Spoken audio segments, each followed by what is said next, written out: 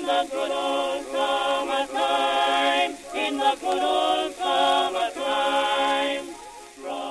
Returning to that great 1894-95 series, so after Albert's heroics in the third test in Adelaide, in which he is almost single-handedly responsible for bringing up Australia's first victory, so the series is now 2-1 in England's favour.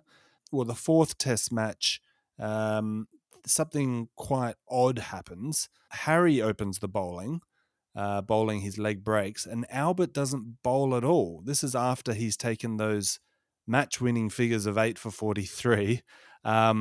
Surprise, surprise, George Giffen's captaining. He's the captain now after Blackham got injured in the first test. So you mentioned Giffen's captaincy style before. What do you think is the reasoning behind Albert Trott not bowling at all in the fourth test?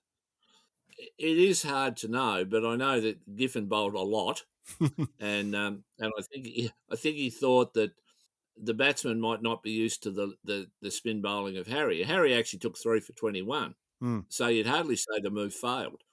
I don't know if I really haven't seen a reason, and no one appeared to have asked George Giffen why he didn't bowl him at all. But it maybe was one of George's whims because he had quite a few of those, and in the end, though, he did save him with a bat again. He got 85 and pulled them out of a hole again and put them on the path to another win.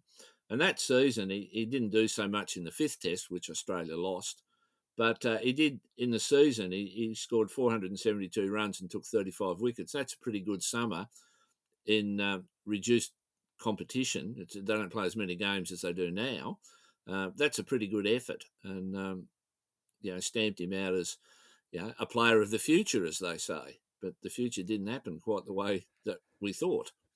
No, it certainly didn't. And that 85 he hit in the fourth test, I think became his highest test score in just his second test. I just like the fact that Harry opens the bowling with his leg spin deliveries. I mean, we see in sort of T20 cricket these days the novelty of innings opening with a spin bowler, but we look at cricket from 120 years ago and they were doing exactly the same. It's not a new idea at all. No, the first time that I think a captain threw two really quick bowlers at anyone was Warwick Armstrong with Jack Gregory and Ted McDonald after the First World War. The 20s. Yeah, good point. So before then, you'd have usually a quicker bowler at one end and a spinner at the other. Yeah.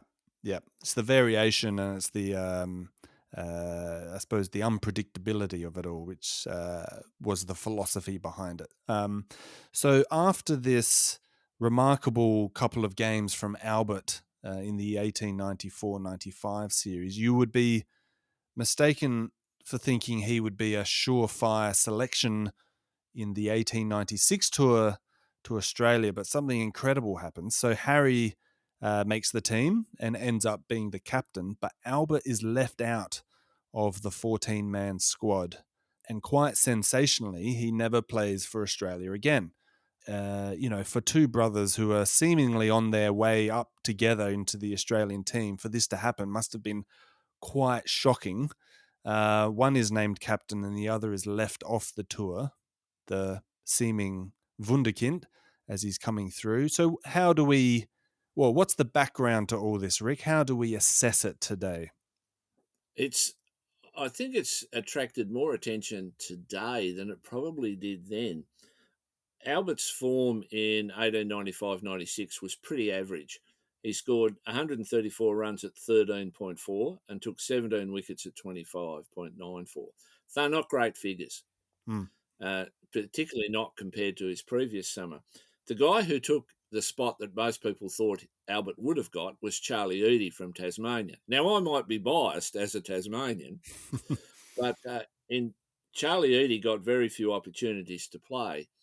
In 1894-95, he became the first Australian to score 100 in each innings of a match. That was the only first-class game he played that summer. The next summer, 1895-96, he gets one game and takes 12 wickets. And he gets the spot. And I don't know if there's anything to do with Albert's personality or not in that. But there was outcry, principally in Victoria, which you would expect, but not as much as you might have thought, because there were other controversies that overwhelmed it.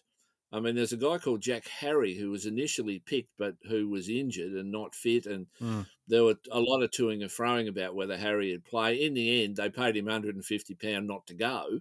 Mhm. The manager resigned, Harry Musgrave, and then reappointed himself a few days later.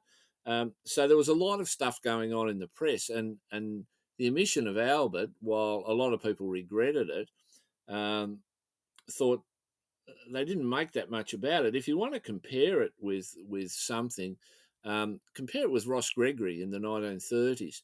He played really well against England in 36-37. Everyone thought he'd be on the England tour in 1938, but he had a rough season the next season, didn't make the tour. Mm. So it has happened on occasions. Albert thought Harry should have got him in the team, and there's Yes. no question about that. You got your brother in the team, and he should have been in it. But he wanted Harry to do what George Giffen had done for his Mm. brother Walter back in 1893, and Harry didn't do it. You've also got to remember that Harry was not the captain at the time the team was picked. Correct. Harry was appointed the captain after the team was selected, much to the chagrin of George Giffen, who had been the captain in the last Mm. series and missed out to the Collingwood Postman. Yes. Yeah, indeed. Just a couple of things there, Rick, just to double back on. You mentioned, you said at one point, I wonder if that was possibly due to Albert's personality. Can you maybe explain a bit more then? Was he difficult to deal with? He was certainly a player that didn't look after himself, Right. if we want to put it that way. Now, Harry had seen players in 1893. There were all kinds of arguments about guys drinking and arguing and fighting Mm. and goodness knows what. And there were ructions in all of Harry's 3 previous tours. I don't know if that had anything to do with it. I don't know if Albert's personality had anything to do with it.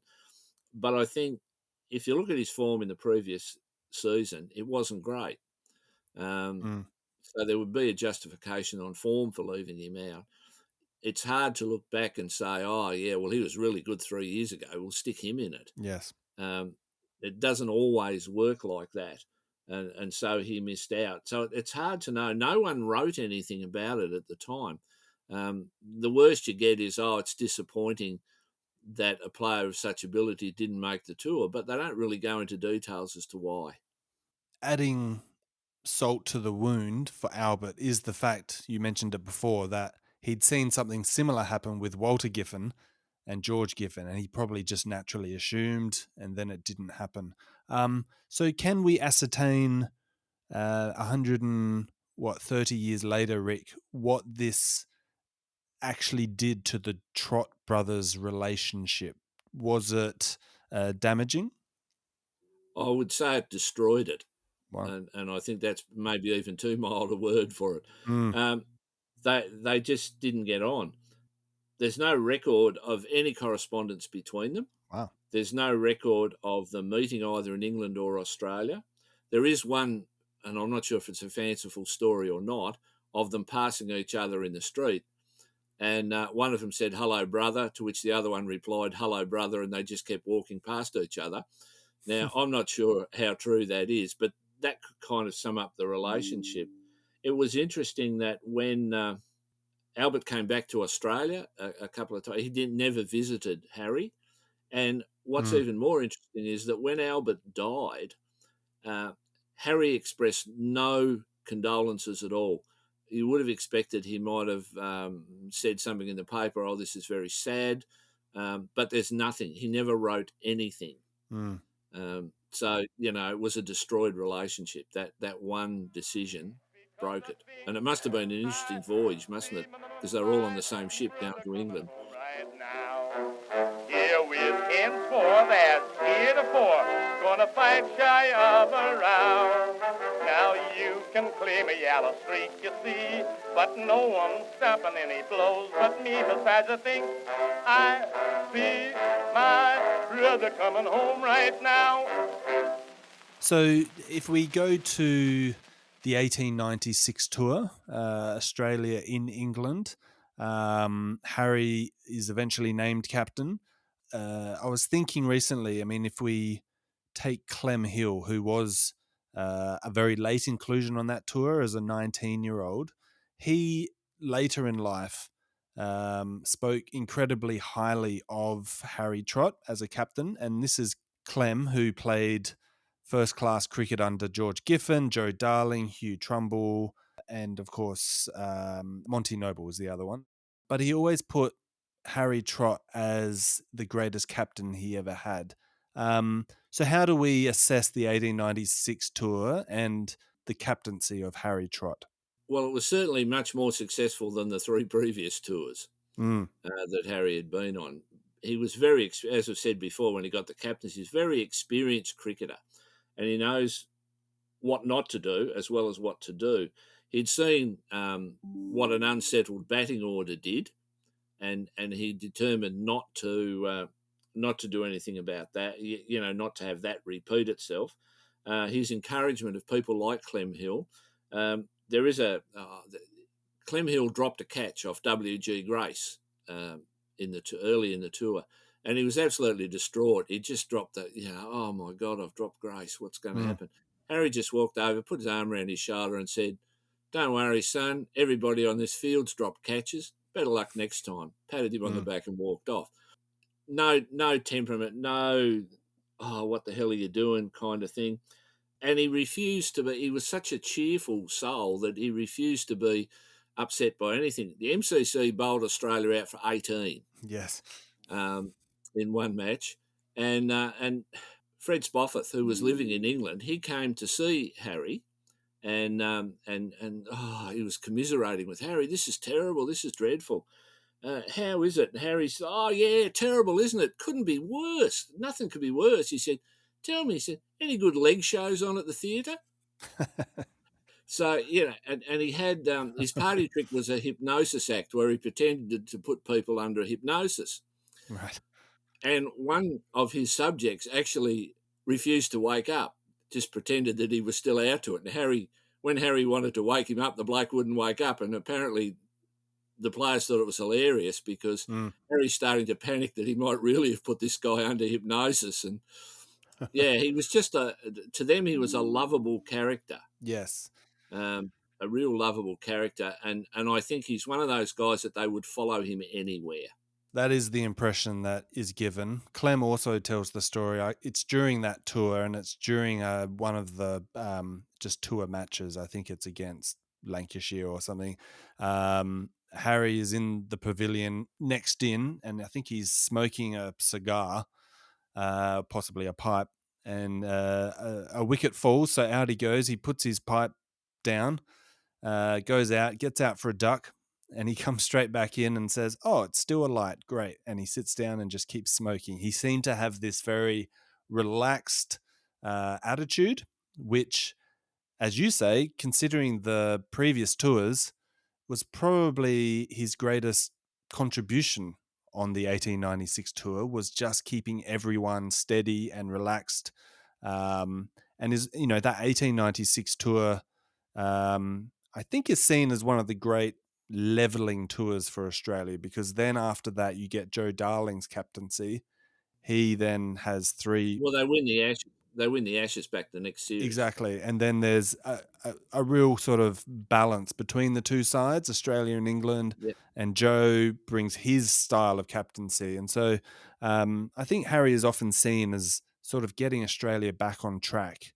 And we often put too much pressure on the captain to do everything, bat and bowl and field placings, and perhaps their greatest contribution is just the team management side of things. And we forget that, in the 19th century, venturing to England for a few months was an incredibly big adventure, especially for someone like Clem, who's 19 years old. You would need a father figure, I suppose, someone who's done it before, like Harry, to be a mentor. and someone who doesn't worry too much about things when they go wrong. Yes. There's an interesting comment from one of the England players who said that he thought Harry was a poor captain. And he said, well, why is he a poor captain? He said, we found his tactics unsettling because we couldn't work out what his plan was. And I thought, well, fancy that. Yes, it's the complete opposite of what he actually is. Yeah, fancy that. Now, Rick, you hinted at this before. So we've discussed the rupture between Albert and Harry following Albert's non-selection on the 1896 tour to England. What Albert does next is he decides to leave Australia permanently and goes to England to live. And remarkably, he catches the same ship that Harry and the Australian team are on, which seems a bit strange. But again, this is 1896. They don't have 3 flights to England every day, so perhaps it was just what was available. But he's on the same ship, and he sets up a new life for himself in England. The rules at the time in the county championship meant he had to reside for 2 years before qualifying for the county championship, but he could still play the odd first class match, and he plays, I think, for the MCC and a few other first class clubs. When he does eventually qualify for Middlesex in 1898, how did he perform? He did pretty well, actually. He not so much with the bat early on, but with the ball. He took 130 wickets at about 17, which is a pretty good start. His batting, as I said, was less good, and it was almost like he was making up for lost time because he'd basically had 2 years where he could do very little. Maybe if he's lucky, gets 3 or 4 games a season. Yeah. And so then he starts to establish a place in the Middlesex team, and which makes Lords his home ground, which he would have enjoyed. And we go from there, and then it's a meteoric rise and then a steady decline, and we can talk about that now. But before the decline, what's really interesting with Albert, and he is, for a few reasons, the question of a pub trivia quiz, because he is one of those rare entities, because he played Test cricket for both Australia and England. So he's selected on the 1898-99 tour to South Africa with Lord Hawke, and he plays 2 test matches for England against South Africa, which is extraordinary. I think Billy Murdoch played 1 for England against South Africa. This is, some of those odd occurrences that you see in the golden age.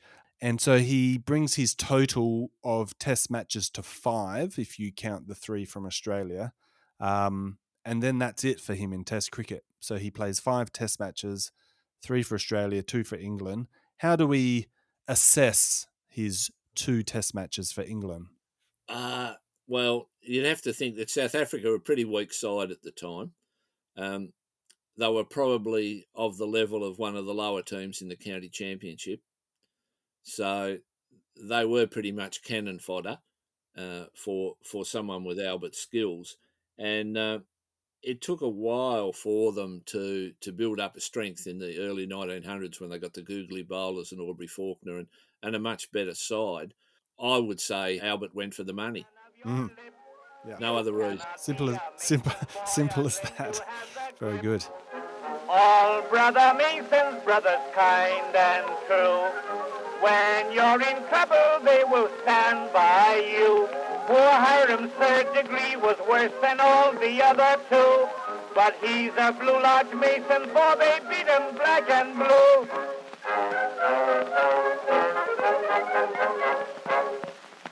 If you're enjoying this podcast, perhaps you'd like to support it by buying me, Tom Ford, a coffee.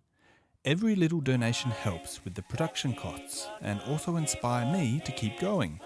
You can support by donating as little as $5. Visit buymeacoffee.com/Golden Age of Cricket.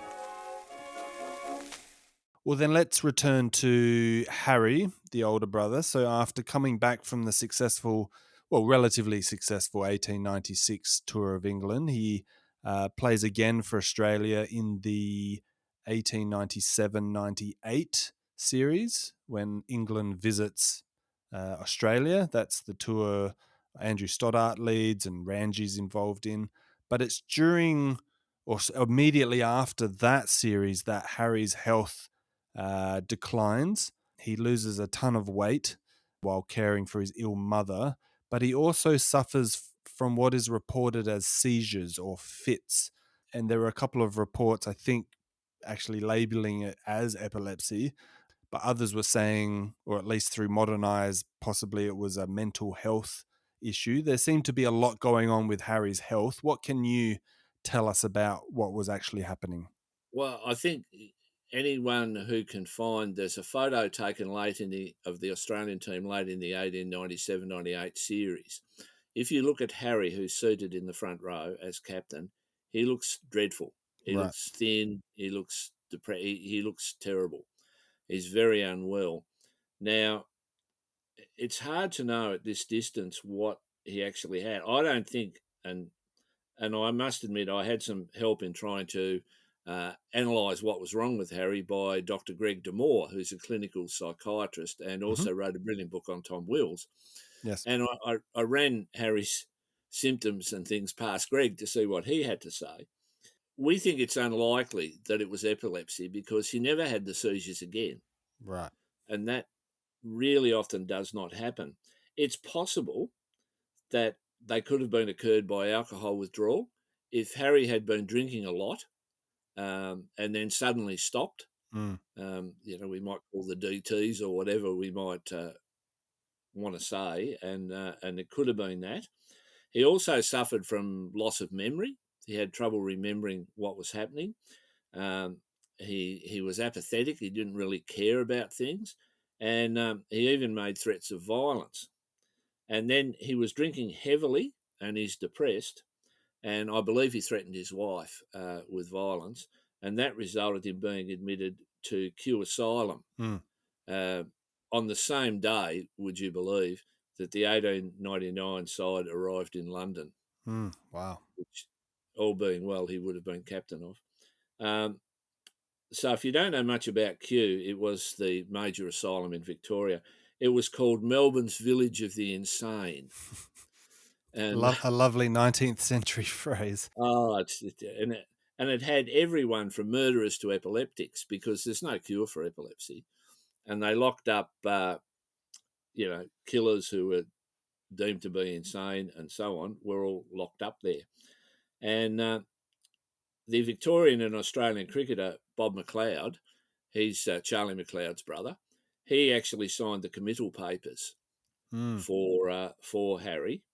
And to give you some idea of the kind of people that were admitted, I looked at the registry books, and on either side of Harry's name is a guy who was admitted for chronic self-abuse, and you can put whatever you like on that. And a man on the other side was a man who said that the Salvation Army paid to have him killed and was actually discovered hiding in a toilet, not on the seat, in the actual toilet underneath. So you get some idea of what it's just this amazing width of society that's in there.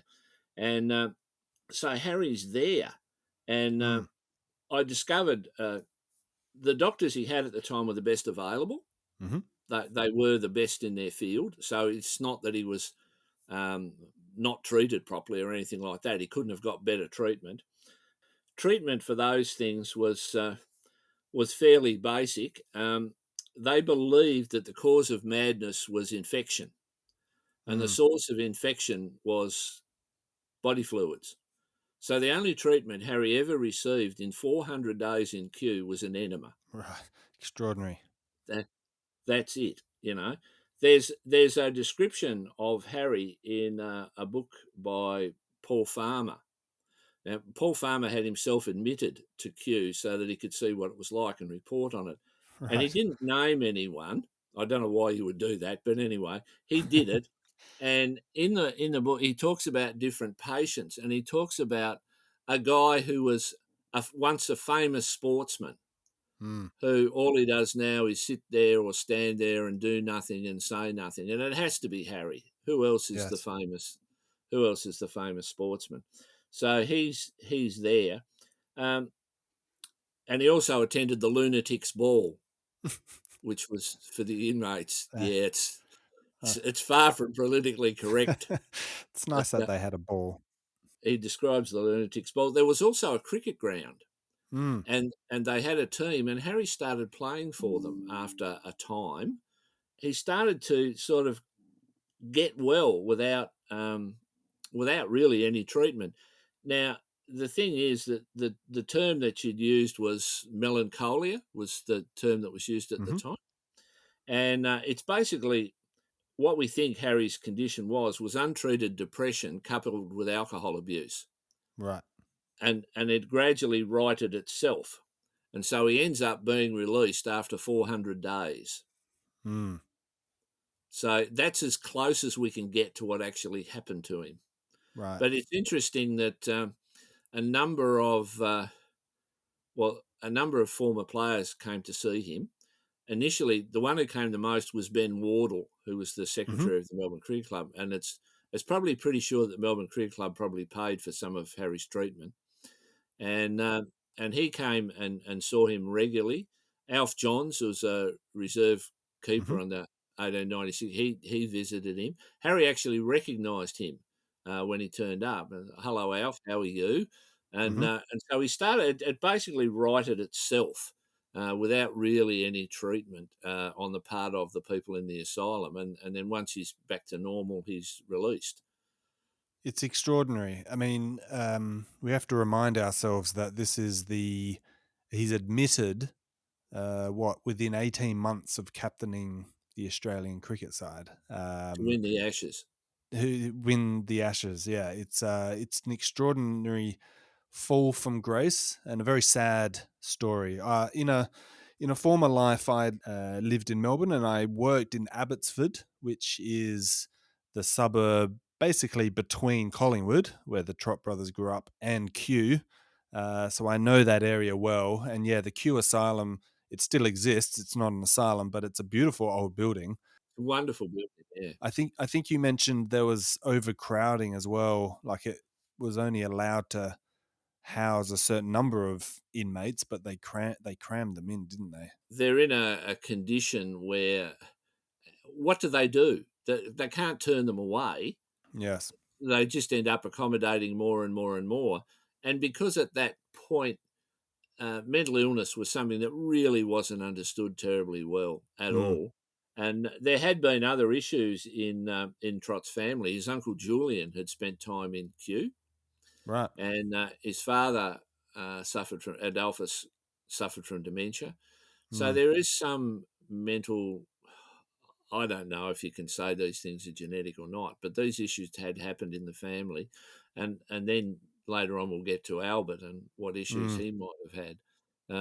But yeah, it's quite a miraculous story. And then within a few months, he's captaining Victoria against Tasmania in Launceston. And it's a chapter of Australian cricket we don't read about too much these days. So your excellent reporting of it needs to be applauded from your book. So as you alluded to before, Harry is admitted to the asylum on the very day that the 1899 Australian cricket tour lands or docks in England. Obviously, Harry is not there. This time, it's the team is captained by Joe Darling.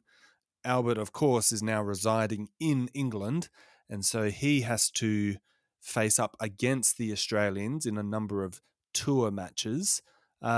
What can you tell us? And I should add, at this point, Albert is quite literally regarded in cricketing circles as the greatest all rounder in the world at that point in time.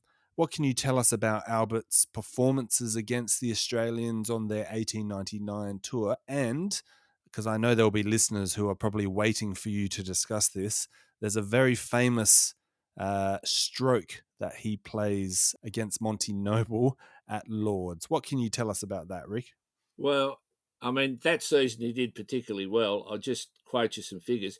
He scored 1,175 runs and took 239 wickets. That's a pretty good season's work. Mm, Um, yes. yeah, he is the only person still in the days of super bats and everything else. He's the only person to drive a ball over the pavilion at Lord's. Yeah. It actually hit a chimney pot on the way through and landed over the back of the pavilion. Now, no one else has done it since. Kim Hughes put one into the top deck in the 1980 Centenary Test. Mm-hmm. Keith Miller reckons he hit one onto the roof.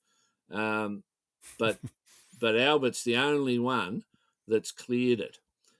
Which is it? Which in a way was, in the end, it might have been a bad thing because he spent the rest of his career trying to repeat them. Yes, he became known almost singularly for it, didn't he? And everyone wanted him, sort of encouraged him to try and repeat it, and he never could.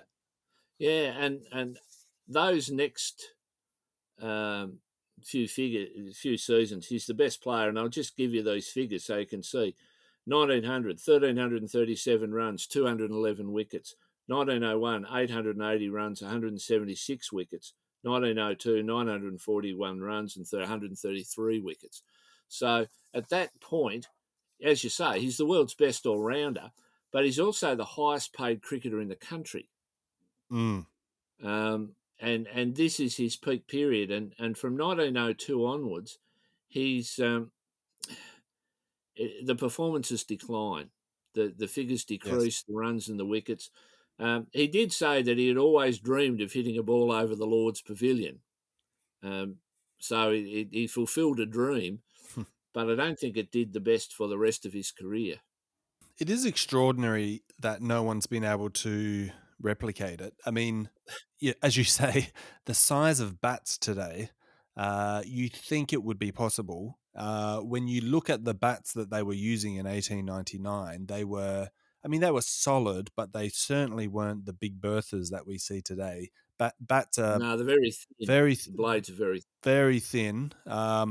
And he was also, I mean, some would say it's easier to hit a ball further off a paceman because you sort of get the physics of it coming off the bat. And he was hitting it off Monty Noble, who was, sort of a medium pacer. And so it's all the more extraordinary what he did achieve with that single stroke. It is a heck of a blow. Yes. It's a shame. It's a shame we have no footage of it, Rick. I mean, it is an enormous hit. But, I think, every now and again someone hits it miles. I saw practicing where Andre Russell hit Shane Watson out of one of the grounds in Sydney, just completely over the stand. It's that sort of blow. Yes. But off a test class bowler, under those circumstances, it's pretty amazing. But and it definitely was good or bad. Well, exactly. Good for us because it's great to talk about, but and it definitely did happen, didn't it, Rick? Because in the 19th century, you often hear tales of great feats which probably get added to over the years.